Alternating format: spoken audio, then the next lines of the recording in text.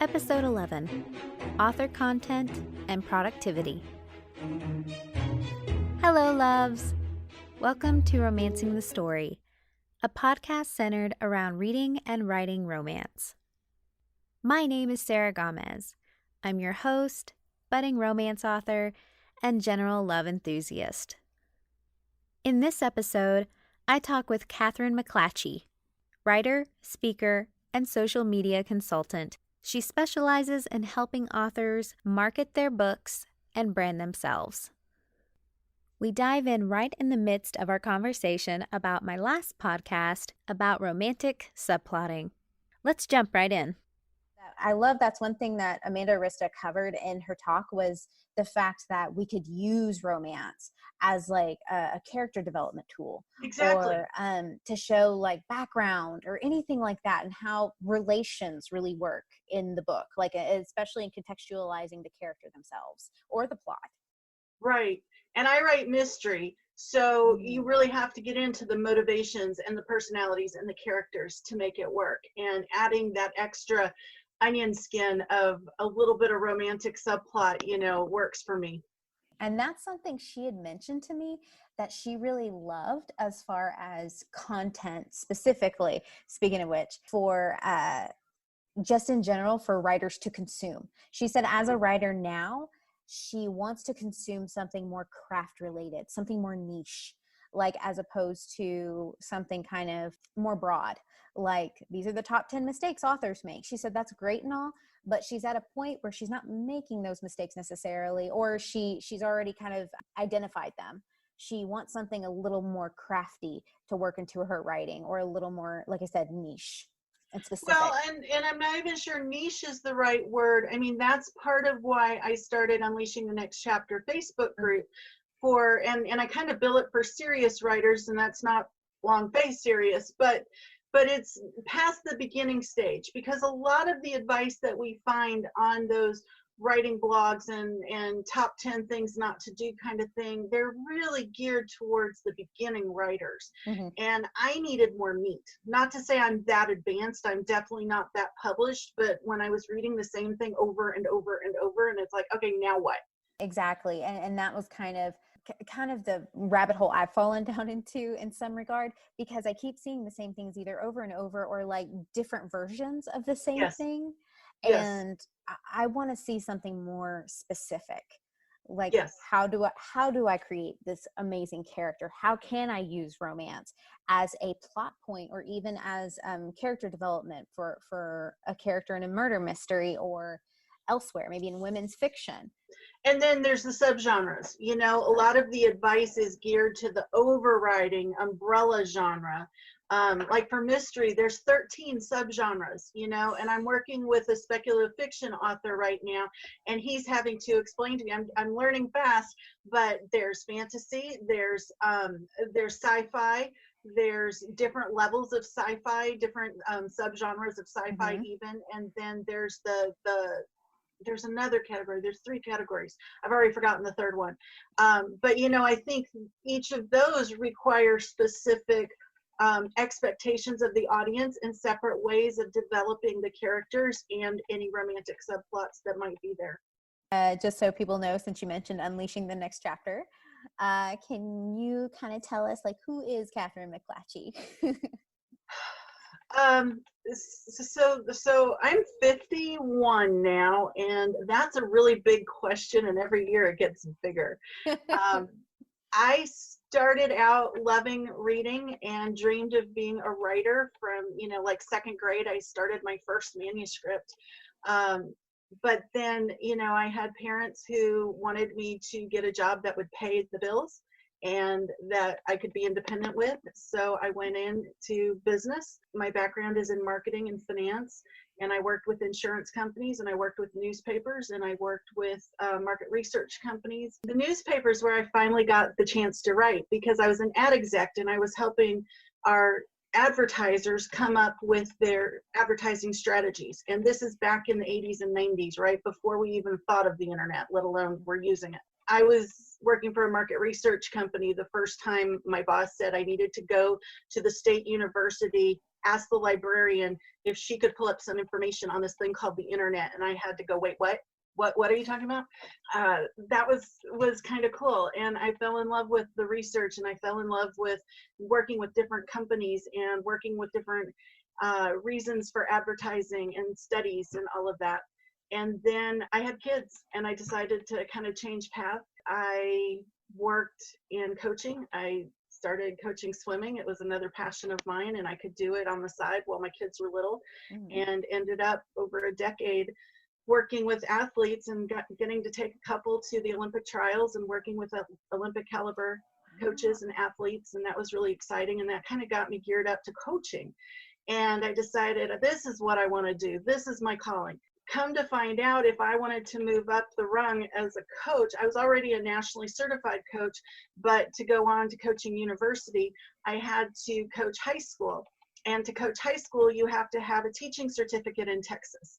So I went back to school figuring the fastest way I could get my teaching certificate was English, because English was always easy. I took English classes in college to hold my GPA up for the hard business classes, because not that they were easy classes, but English just came intuitively to me. Lo and behold, fell in love with teaching English. I taught college, university English, rhetoric, composition, and Victorian literature. My master's research was in Victorian crime fiction.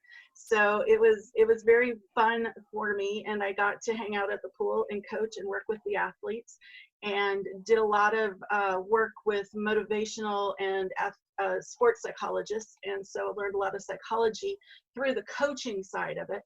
And then in 2006, I'm living the dream. And finally, I was coaching a college team, and I was teaching at the university and loving life. And I went to California to do a research trip and hang out in the Geisel Library at University of California, San Diego. And on the flight back, I started a migraine that just never went away. And 2 weeks later, I had my first stroke. I've since survived 5 strokes, possibly 6, heart surgery, and I am technically disabled, but I had to learn everything again. I get bored real easily. So in the process of rehabbing and learning to read and write and speak again, lo and behold, this thing called Facebook had just come out. So I got involved with Facebook for hand-eye coordination, learning to type again, and being able to communicate with friends and family. And it wasn't too many years later, I got involved with the writing community, because I decided, if I can't do anything else, I've got all this education in literature, I can write. Yeah. So somebody neglected to tell me that the part of the brain that analyzes literature is very different from the part of the brain that creates literature. And so I really thought it would be a smooth transition, because I'd been studying these, great works of the British literature. And it's not so easy to actually put the words down on paper. But about that time too, I started realizing that this social media thing, by then I was on Facebook and Twitter. Instagram was just something people were talking about. And it clicked in my head that, hey, this is advertising. I know advertising. So I really fell in love with that. And I started Unleashing the Next Chapter as a blog. It started as a blog as I was learning to write and kind of tracking what I was doing there. And people were interested in what I was writing, and that was really kind of cool. And then as I got more and more involved in the writing community, and about the time you and I ran into each other and became friends, it dawned on me that although my education was in teaching literature, that's not what the writing community needed. There were so many fabulous published authors in North Texas that were able to teach writing and teach those craft points to authors so much better than I could. But what was lacking was nobody was telling the writers how to properly market themselves, how to present themselves on social media, how to come up with blog posts and content that was more than just, I wrote 1,500 words today and oh yeah, I got another rejection. So that kind of became my mission, to combine the marketing and the writing and to work with authors. And so Unleashing the Next Chapter has since grown from a little blog. Last year, it became a DBA, It also launched its own online community back before COVID because of my disability. Now, I also have trouble getting around without my service dog. So a lot of times it's not real convenient to do in-person things. And then I also am extremely light sensitive. So every time I leave my home, I know I have a 50-50 chance of being hit by a strobe light in the form of a camera flash, in the form of emergency lights, whatever. And that's going to knock me out for a couple of days. I built Unleashing the Next Chapter because I needed a writing community that was online, that I could access asynchronously. I didn't have to wait, because I was a member and on the board of a number of writing organizations, but they only met once a month. And if that happened to be the night I was in bed with a migraine, I missed it for another month. So I needed a writing community that I could check into when I needed it, when I was healthy and could participate or could contribute. That's how the Facebook group got started. And Unleashing the Next Chapter, like I said, is for serious writers, not newbies. I love newbies, don't get me wrong, but there's a lot of resources available for those just starting out. And I was struggling to find a writing community of people who were ahead of me on the journey, who were already publishing, who were already indie publishing, who were needing marketing and different business strategies to get them to the next level, because I knew I could contribute to that, but I needed people who were ahead of me on the writing journey who could help me to that next level. So Unleashing the Next Chapter is a Facebook group that incorporates a lot of productivity, a lot of building online author platforms, social media tips and tricks, and then we always have one craft session each month. So every week we have a online coaching, and they're recorded and played back later. So if you miss it, because we're an international community now and we have people on all time zones, so a lot are working, a lot are home, a lot are night writers, a lot are morning owls and or morning larks, and so we try to be inclusive of everybody. All genres are welcome, including nonfiction, including those that are writing content, copywriting, and other things. So there's a lot of creative entrepreneurs who don't consider themselves fiction writers or novelists, but they still need the same techniques and business savvy on the publishing end to promote their creative endeavors. So we reach out to those people also.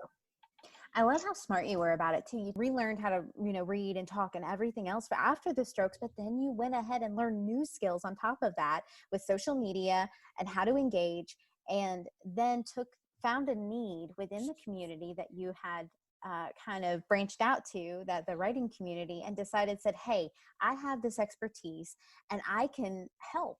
Yeah, and that's one of the questions we ask. There's those 3 qualifying questions or whatever when you join a Facebook group. And one of the things I ask people is, what area of expertise do you bring to the group, either vocationally or avocationally? Because I firmly believe everybody is an expert in something. And I did not realize that my expertise was something I took for granted. Marketing came second nature to me. Social media and technology came second nature to me. And it wasn't until I started going to some of the writing groups and I'm trying to explain, you need to do this, this, and this. And they're going, wait a minute, back up. I have no idea even the language you're speaking. So I do a lot of public speaking for writing groups, explaining some of these. Like, we've become a Zoom community. I've been doing Zoom classes, teaching people how to use Zoom, and doing an advanced applications for writers with Zoom. There's so many applications that most of us have no idea are available, or how to use the basics in a different way. So I think as long as technology is changing, and of course this all happened at the same time that publishing changed, right? Yeah. When I had my strokes in 2006, we still had the big publishing houses in New York, and everybody wanted to be traditionally published. And then as I started relearning things, suddenly indie publishing became something that we're all hearing about. And over the last few years now, a lot of people are indie published and hybrid published. So I think as long as technology is changing and as long as publishing itself is changing, we as writers must change and keep up. Yeah, I had to learn new things, but I think we all did to a large degree. But I know that writers too focus on their writing, which is fair. They're writers. You should focus on your writing. But a lot of them don't know quite the world of marketing. They don't quite understand the world of marketing because maybe they haven't been exposed to it, or they don't know it, or maybe in a lot of cases they're intimidated by it. I love specifically Unleashing the Next Chapter because you bring on experts who break it down in a way that's easily digestible and doesn't make like, I'm not intimidated by marketing. You know that. We've talked about this before. We have a similar background. Yeah. We have similar backgrounds. But I know too, like a lot of people, like a lot of my author friends will shrivel up like in the fetal position and just be like, no, I don't want to, like, I don't want to do social media. I don't want to do marketing. But you make it so easily, like you find these experts and you provide this content that is easily digestible for, like you said, writers who aren't quite newbies, who are kind of maybe fairly well into their writing journey in some capacity, but you can easily use that information. You don't feel intimidated by it. You don't feel overwhelmed by it, which is a big thing. Exactly. And I think that's why the word community is so important, right? It's not I'm coming in, I'm teaching the material, and if you don't get it, sorry, I'm off to the next thing. Like a lot of in-person groups, they bring in speakers, but then you have no access to the speaker. I try to pull members of our community who are already members and active in the community and ask them to present. So every week we have a different presenter who leads our group coaching, and some of them are really formal, presentation, PowerPoint, the whole thing. And some of them are just like, hey guys, I got stuff to talk about, but if you have questions on this topic, shoot, and I'll just sit here and answer questions. And those are some of the best sessions, I think, because people are getting their specific questions answered. And a lot of times we actually have more conversation and brainstorming sessions as well. So I love that because we're drawing from our own community, they're available. So if I learn something from you next week, and then in the process of applying it next month, I come up with more questions, I know who to go to and work with on this. And we also offer, there's a mentoring option in Facebook groups. So you can sign up to be a mentor because you have this expertise, and then you can simultaneously sign up if you want to be a mentee because you have this need and you need somebody to lead you through. So I love that the Unleashing the Next Chapter community is very, very give and take and very collaborative. And the content is specific. Every month I sit down and we have 4 weeks a month. Every once in a while we get a bonus fifth, but we have 1 week's going to be social media, 1 week's going to be author platform, 1 week's going to be productivity, and 1 week's going to be craft of writing. And we have people that their day jobs are in business and they bring great things to us. We have folks that are retired. We have folks that have traveled the world. We have folks that are university professors. We have folks that are university students. We have homeschooling, a couple teenagers that were homeschooled that they bring a very fresh and unique perspective because they learn by doing so much more. Mm-hmm. So I love that we have that specific guideline, but even within, if you say social media, I mean, that's a whole world unto itself. So we'll never run out of content.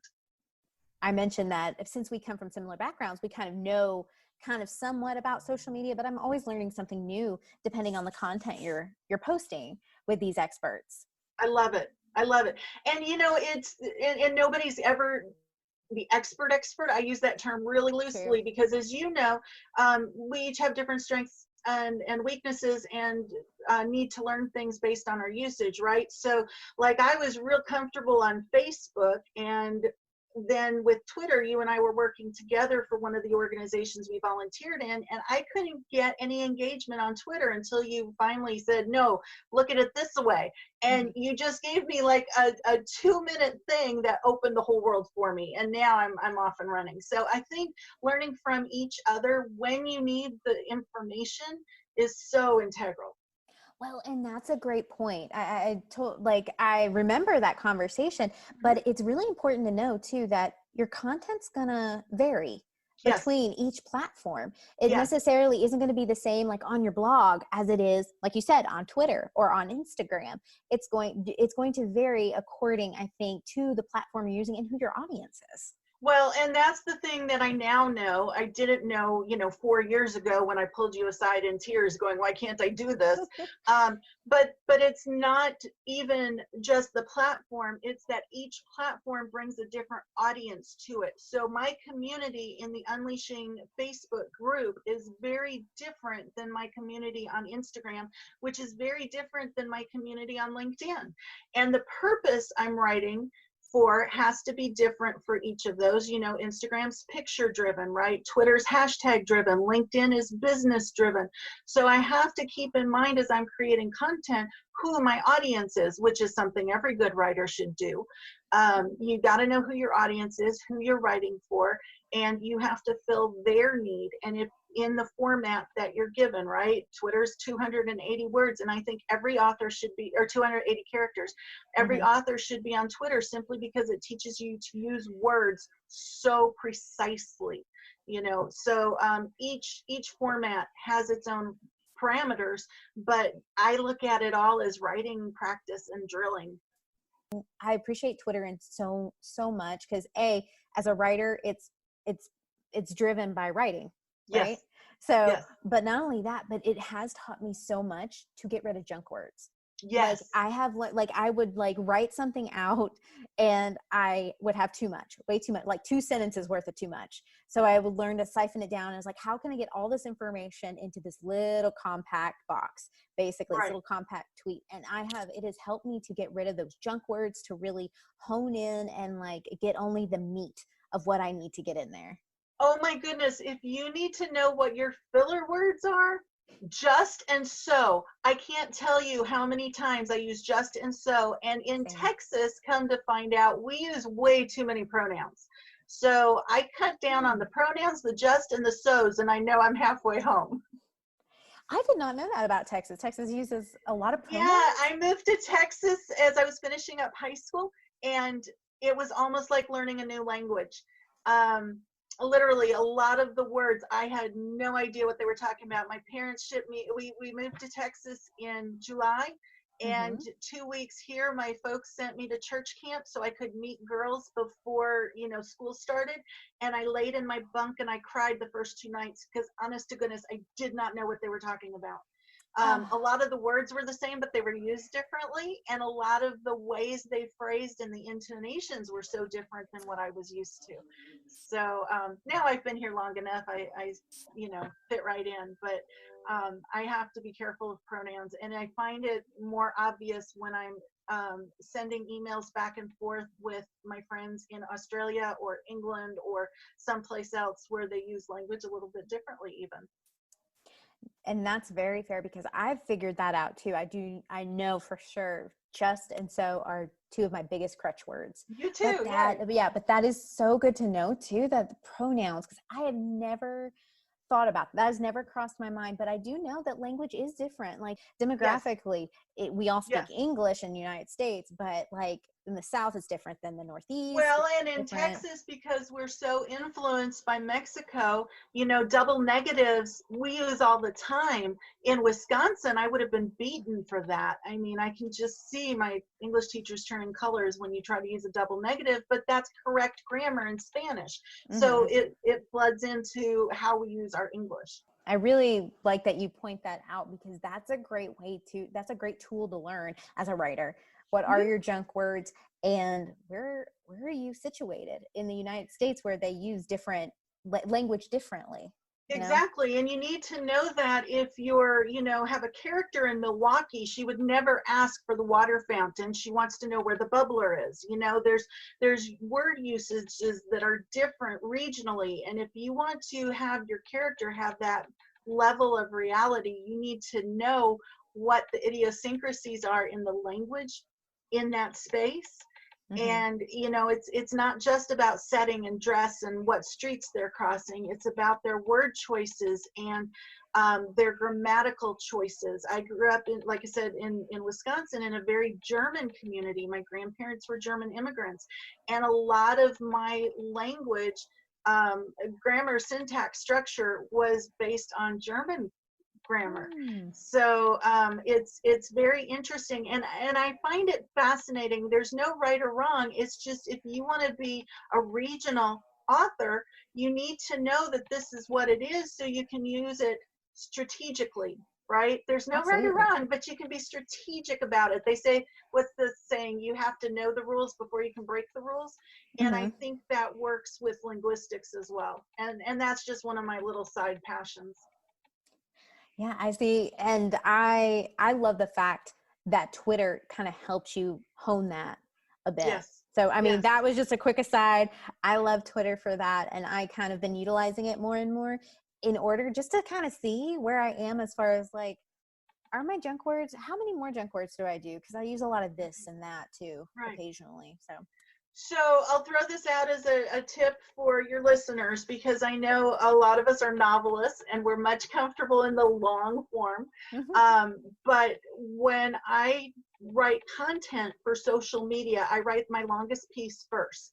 So if that's a blog post or a YouTube script or something, whatever's going to be the longest happens first. And then I shorten it up to fit the next one. So Instagram allows 2,200 characters. That's usually my next longest piece. And then I take out, the things that maybe aren't relevant for the Instagram audience. And then I post there. And then maybe I do it for Facebook or Twitter.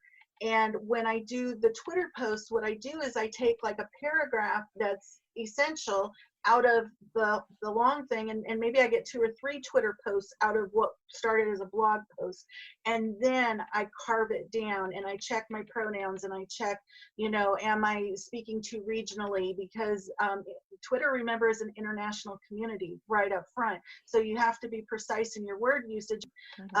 But you can be very productive in your content creation if you will start with the longest format first and then take bits and pieces and spread it out on the other formats. So you don't really change the initial long form, do you? It depends on, my audience and my purpose. It always comes back. I taught rhetoric, so it always comes back to audience, purpose, and style or genre. So if I know that my audience needs the same information across the different platforms, then yes, I will use the same information. If I find that, like LinkedIn may not be as interested in something fun and silly that I put on Instagram, so maybe that doesn't translate straight up.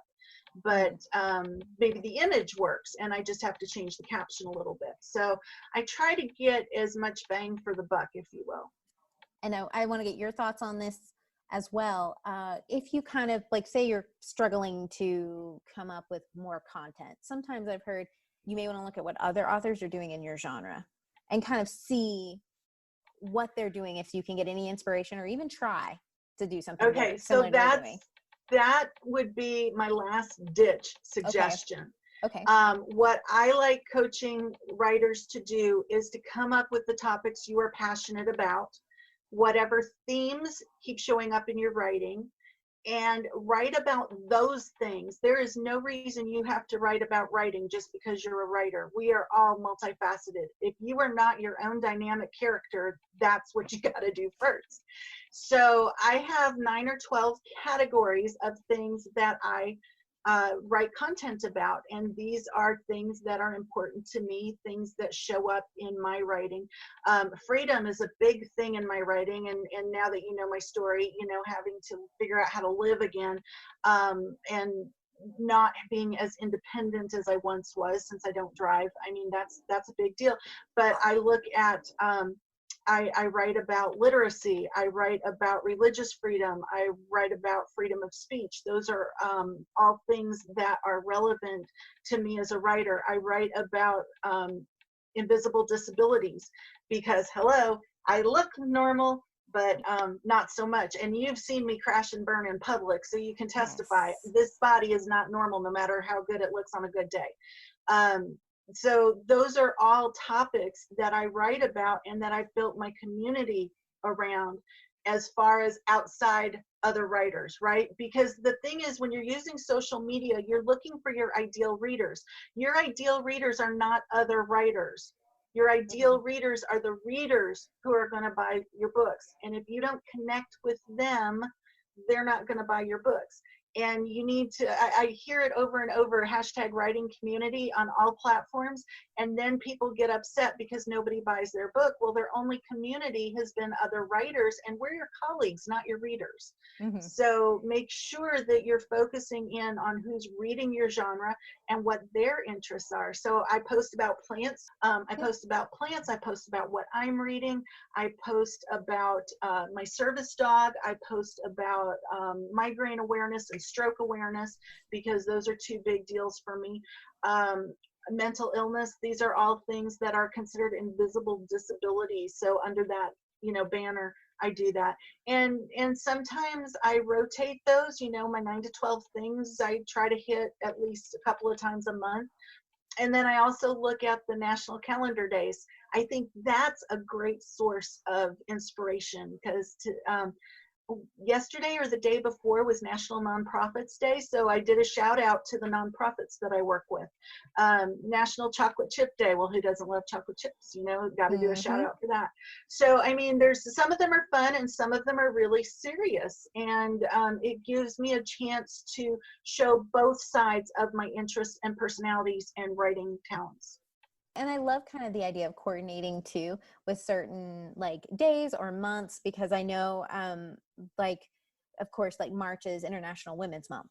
Yes. So like there usually a lot of women geared type of content is usually put out. And that's kind of things that like I'm super passionate about. And I know like a lot of readers might be passionate about certain months of awareness if they know that they exist, and if that's something that they would go along with their brand in their content. Well, and I do that too, to a large degree. I think the first couple of years I was much more month themed. So like April, in February with Valentine's Day, I always challenged myself to read a little more romance and post some blog posts about romance literature or romance date ideas or something. I've been married 30 years. I got some ideas. So I would try to do an overriding monthly focus. October is Victober, and that's all about Victorian literature, which, as I mentioned, is my master's program. Yeah. So I get all over that. So you can look at those overriding month programs, and see what clicks with you. But again, make it consistent to your genre and your brand. And if you don't know what your brand is, that's the first step. And your brand is more than logos and colors, right? I know I'm preaching to the audience here, but it's your reputation is what your brand is. It's what you want to be known for. So yeah, you have a brand color and a brand fonts and a brand logo and things that are visual, but those are just clues into the bigger thing. And that brand will also lead you to figure out what you want to write about in these smaller formats. And there's a lot of authors that I follow that I like a lot, but some of the smaller ones, you kind of, sometimes you don't know what their brand is just because they're all over the place. All over the place. Yeah. Exactly. And it takes a while to find, just like it takes a while to figure out what your voice is as a writer, I think it takes a little while to figure out your brand. Like I said, I came into the writing community having taught university literature thinking I'm going to come teach writing to writers. I have skills there. Well, lo and behold, my skills were not what they needed. And it was my marketing background that opened up doors for me. People wanted to hear me talk about branding and about social media and about best practices for using time wisely, because don't we all need more time? So those are the things that I had expertise in that I could bring with my love of the writing community and find a place of service. And I think that's just an example that all readers need to know. You have a talent for the audiovisual stuff that I don't have. And you do it so well, why should I take time to learn it, right? I could call Sarah. So, and I think each of us finds our niche if we listen to what our audience wants and needs. When you start finding people asking you questions on a certain topic, or when you find that your friends keep calling you, now explain this again to me, maybe that might be what you need to focus in on and make part of your brand. And then of course the things you're passionate about, you should be writing about what you're passionate about. Like, and I completely agree with that. I think that can be utilized as part of your branding. If that's something that is always going to be top of mind for you, if that's something you always Yes. want to talk about, Yes. then, and I think it's smart to utilize, I love the piece of advice you give as far as if people come to you about a certain topic, that probably means that that's something you should also be branding yourself with. Exactly right. And so many of us, I think, take it for granted. Well, it just comes intuitively to me. Doesn't everybody know that? Well, no. And it took me a long time to realize what comes intuitively to me is not common for everybody. And it doesn't mean I'm special. It just means I have a unique set of skills and interests, and I spend way too much time reading about social media. No, I'm with you 110%, because I remember too, when we worked with the nonprofit that we both coming from similar backgrounds, we were kind of like, why don't we do it this way? This makes more sense in a marketing or a business kind of format. And everyone's like, what? Yes. Yes. What are you Because doing? yeah, and both of us, I think we were the only two on the board at that point that had a business background. And we looked at things more cost effectively, you know, because when you work corporate, if it doesn't have a dollar sign attached to it, you don't do it. You don't have meetings just to have meetings if there's not something to be gained. And I tend to be very efficient with my time, because I still remember having to put cost codes on every minute spent. And that's something too that I kind of promote. And I mention to a lot of people, how much impact will this get you? Like this certain thing, because that was kind of a business mindset too.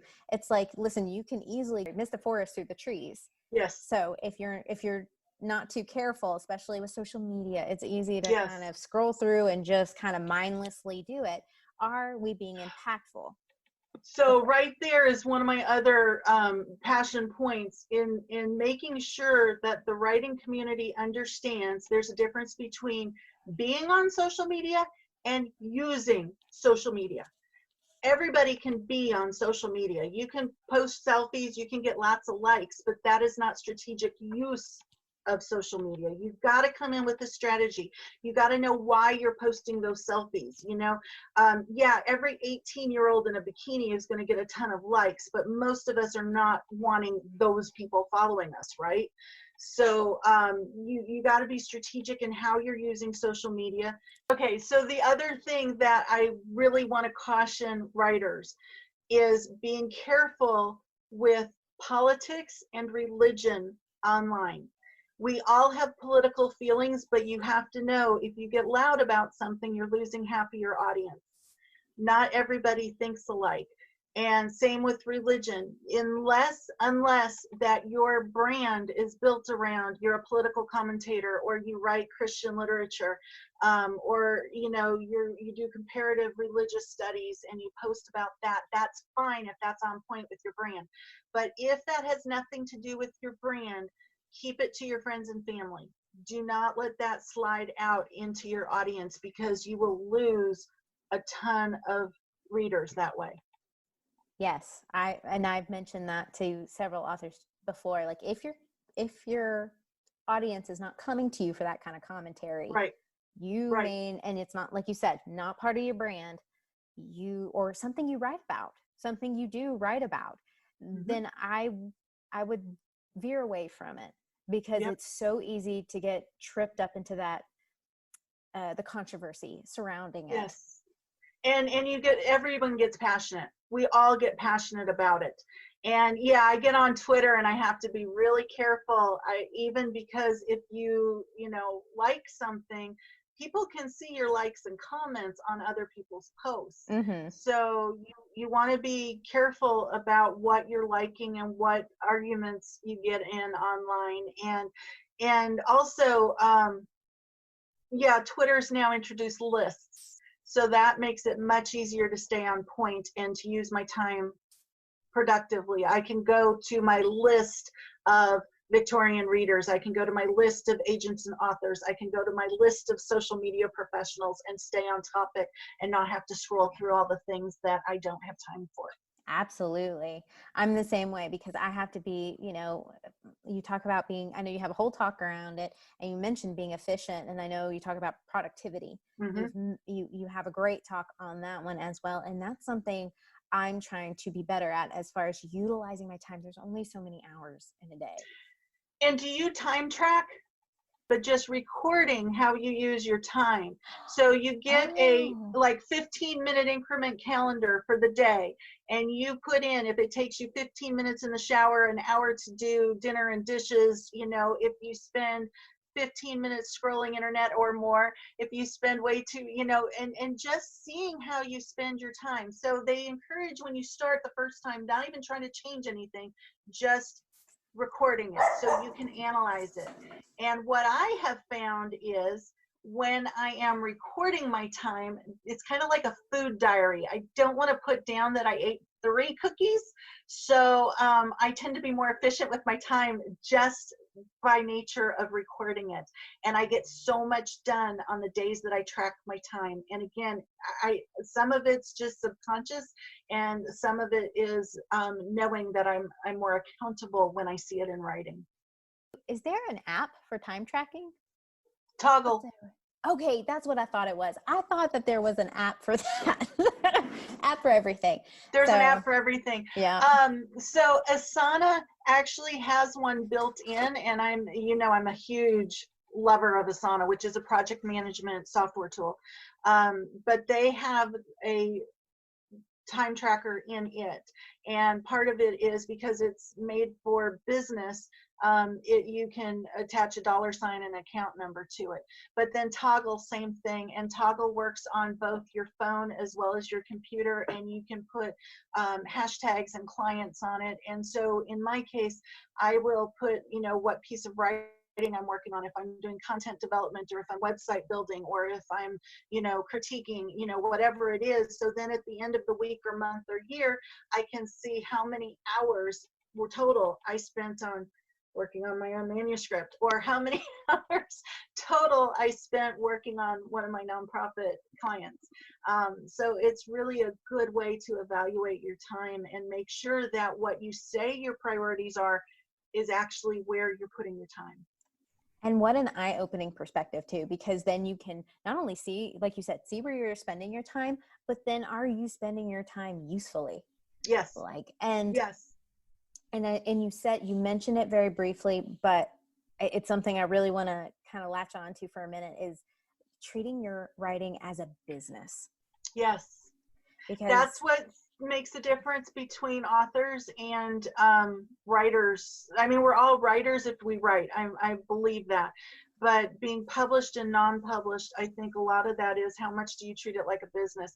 And this really was drilled home when we brought Kate Forsyth over from Australia. If your readers aren't familiar, Kate Forsyth is an internationally best-selling author who lives in Sydney, Australia.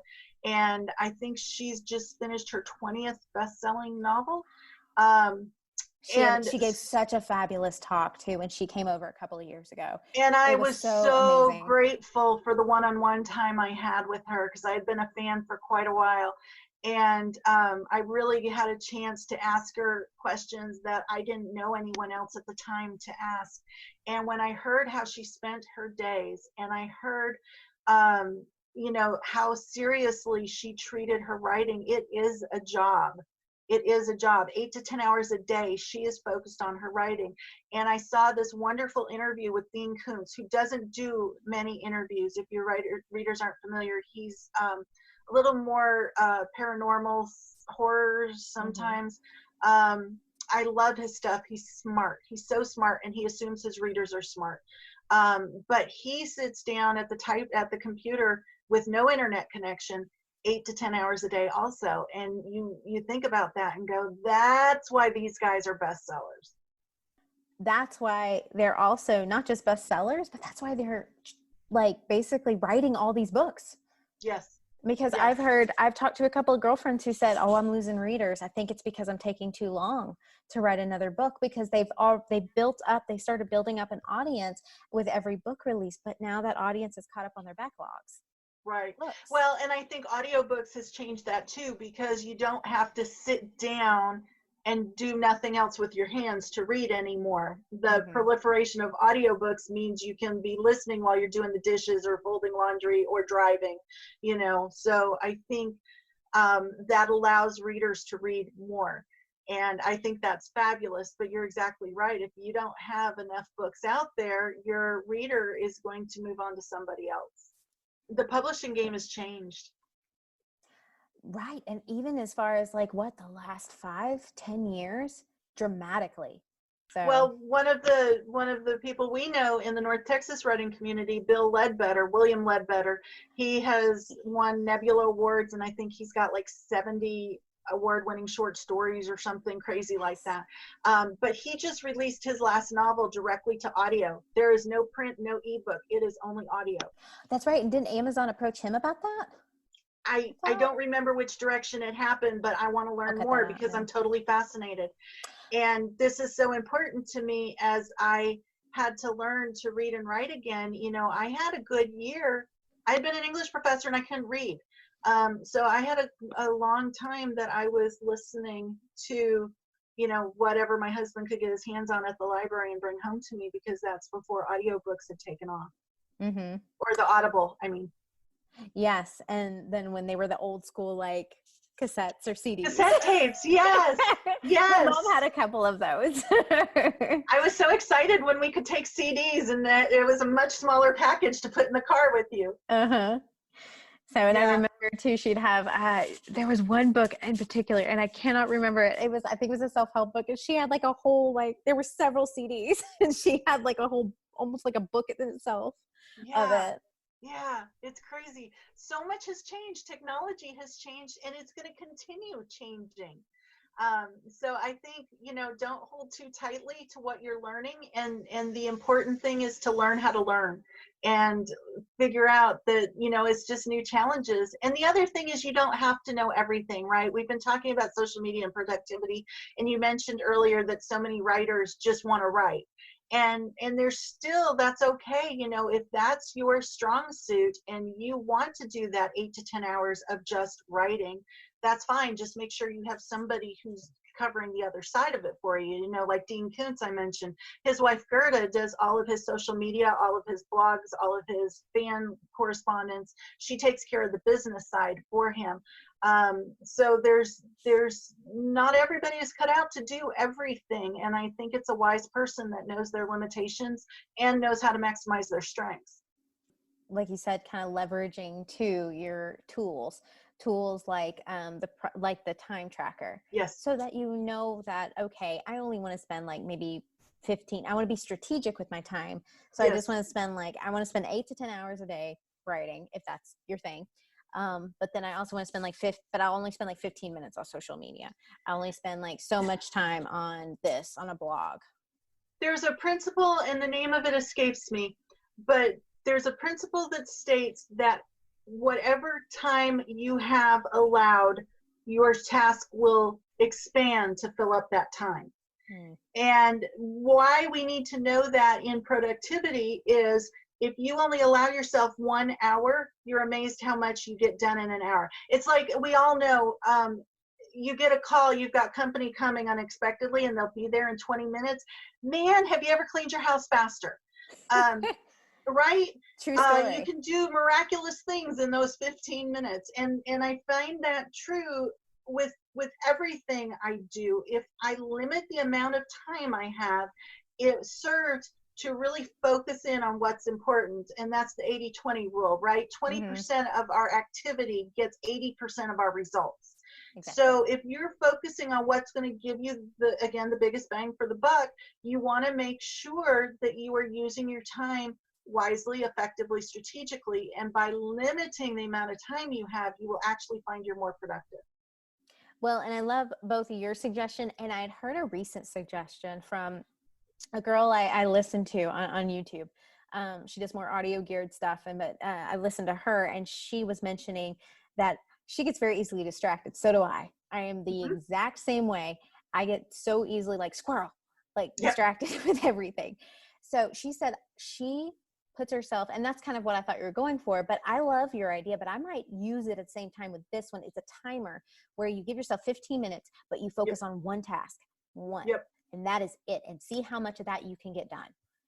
Well, and that's a huge point, because what we know from cognitive research is you can only focus on one thing at a time, one concentrated thing, right? So many of us were taught to multitask, and now what we know is there's no such thing as multitasking. What you're doing is you're breaking your attention, and is how fast can you regain your attention?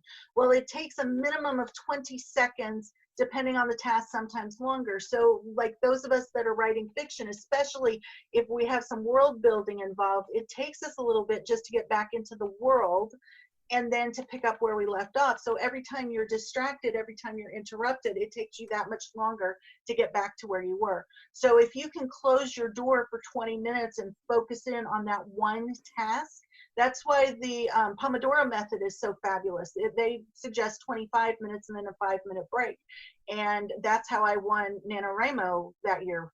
I thought it was a joke, and I set out that year. I wasn't intending to finish the thing. I just wanted to try out all these different techniques and see which one was really the most valuable. And hands down, the Pomodoro technique got the most words on the paper.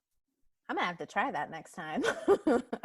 And Pomodoro is the Italian word for tomato, because it's the little tomato timers that you see in the kitchen.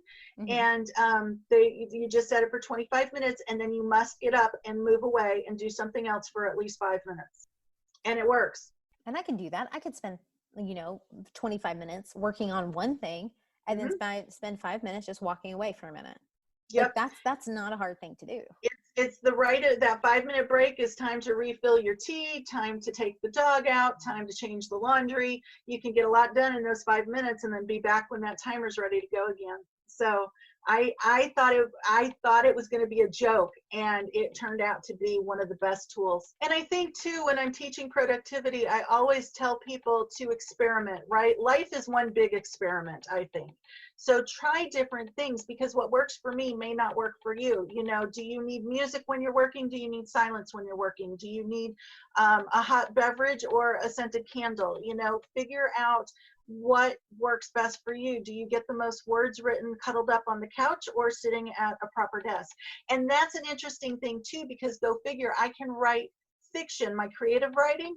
I need to be in a comfy chair with my knees tucked up, and music playing, and I will be happy in my own world. But I cannot write content or nonfiction that way. Nonfiction content, anything business related, I've got to be at my desk. So that's something kind of too that I've kind of changed my mindset about recently, because I really started digging into my method of how I approach things.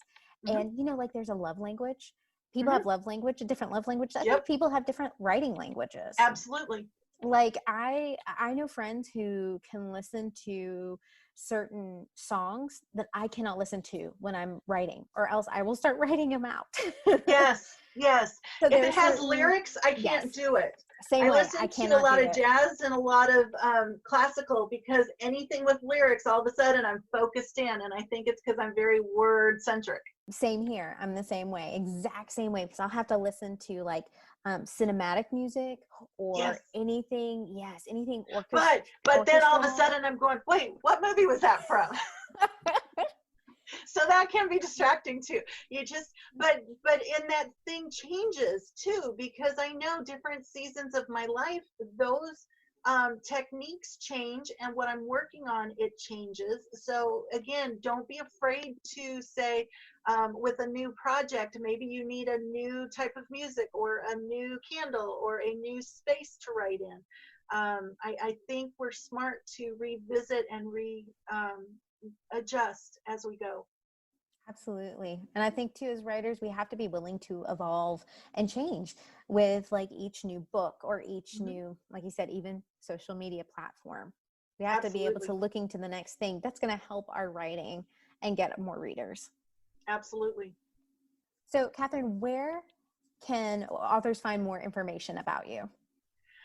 Well, since I'm a social media person, I'm on all the platforms.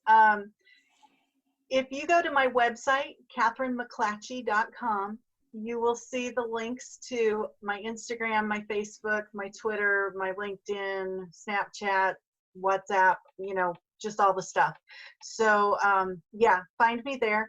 The Facebook group, if you go into groups under Facebook, go to Unleashing the Next Chapter. There's also a link on my website if you're interested in that. And I also want to make sure that your readers don't feel overwhelmed by the information that we've given them and the talk about social media.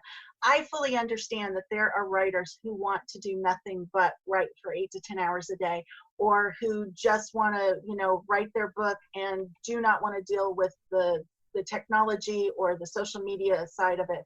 And that's a service I also offer. So if you are looking for a social media professional who understands writers and the writing community, I have room for 2 more clients at the moment. I do everything from branding and platform building to helping you create social media content and posting it and managing it. So that's something that I love to do. And I also do speaking for writing groups, both online and in person. So wherever you are when you're hearing this, if you want to schedule a Zoom presentation, I've got a number of presentations listed on my website that I talk about. Specifically, my pet topics are about social media, productivity, platform building, and then if you want to talk about service dogs or invisible disabilities, I'm your girl. Perfect. Well, thank you so much. Thank you for having me, Sarah. I enjoyed our chat. Thank you so much to Kathryn McClatchy for being part of the podcast. If you'd like to hear more of this content and find out when I post the next podcast, please be sure to subscribe. Or you can follow me on Twitter and Instagram at Romance the Story. Book recommendations for this episode: The Power of When by Michael Bruce.